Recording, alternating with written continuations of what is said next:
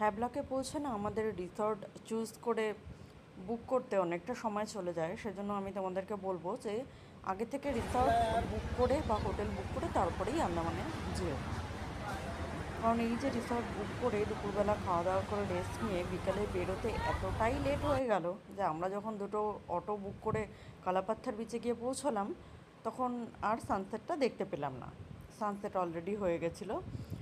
আর আন্দামানে তো ঝুপ করে সন্ধে নেমে আসে, সেজন্য খুব বেশিক্ষণ সময় আমরা কালাপাত্থার বিচে কাটাতেও পারিনি। একটু ফটো ভিডিও এসব তুলে তারপরে আবার আমাদের রিসর্টে ব্যাক করতে হলো।